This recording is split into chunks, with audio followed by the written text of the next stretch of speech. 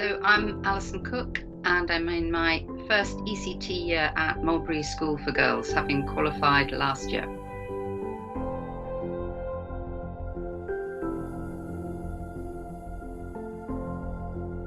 So I've had a varied career. I started as a research scientist, so I did a PhD and postdoc, and I wasn't very good at being a scientist because I was interested in everybody else's work, but not my own, which led me down the path to becoming a specialist science journalist. So I worked for the BBC for about 15 years. Then had children, then moved into communications, and then spent the rest of my career working in communications as a policy and public affairs director for various national charities, but that had run its course. So I'd mentored people who were coming up, felt very satisfied that the next generation was coming through, approaching retirement type age, didn't want to retire, and wanted to do something completely different.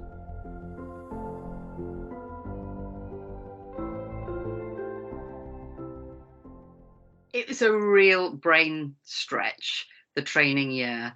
I thoroughly enjoyed the camaraderie of my fellow science trainees. They were a great support, and we met up socially outside. We made our own WhatsApp group, and that was great to really check what was normal, what was stressful, what other people's experiences were, and try and get an idea of what schools were like, because I've not been in a school for a very long time.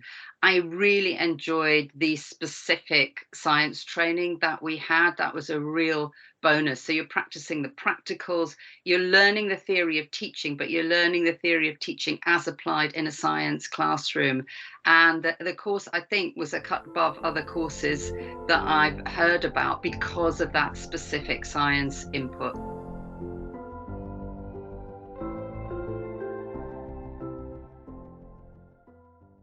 The second school placement was so different from my home school in so many ways. So I was teaching different age groups. So it was my first experience of teaching A level.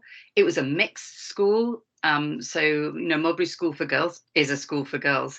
And there's much smaller classes. So sometimes I only had 5 or 6 students in the class compared with a full class of 30 at Mulberry School for Girls. So learning to teach in that different environment was really valuable. The behaviour was different, sometimes challenging at my placement school, but I had a really supportive mentor. And actually having a different mentor for that period, I gained so much because they have a different experience of teaching. They had a different style of mentoring. They taught me different techniques for assessing students' knowledge. So it was great. It was difficult moving from one school to the other, learning all the school systems. And once I'd got there, I kind of wished I was going to be there for a bit longer, having put in all of that investment. But it just invaluable for broadening my experience and knowledge.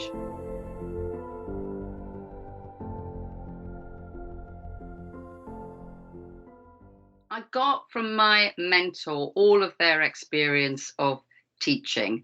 So they gave me really detailed feedback on my lesson plans, coming into my lesson and giving me feedback on how I was teaching, really helped advance my skills in the classroom.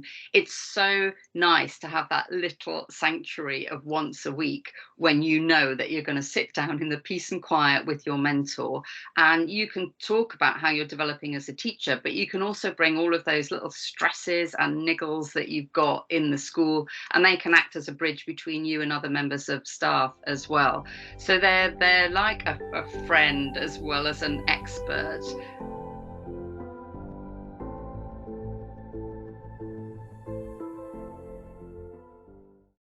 I really look forward to the training sessions, because it was a great group of people, really varied backgrounds, different ages, and so willing to participate in the training sessions. So they're often quite hilarious.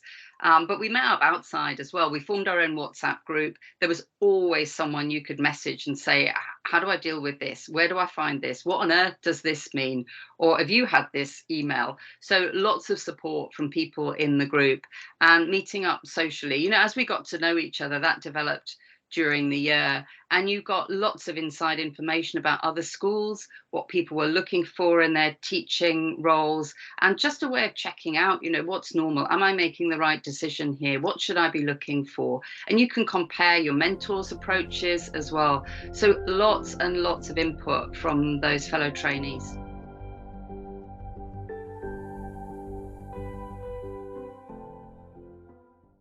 I thought a lot about where I wanted to go after gaining my QTS. So I'd had my placement school. I went for a couple of interviews as well, just to see what was on offer. I decided to stay where I am. They made me a fantastic offer and enabled me to teach part time. So I've got 3 days in the classroom, and then I've got half a day working flexi time on their science enrichment program. And that was a great deal for me. I felt really supported by the head teacher, who had time to find out what I wanted and married that with what the school needed. So I have decided to stay, but my placement school was also fantastic. So it was a really difficult decision.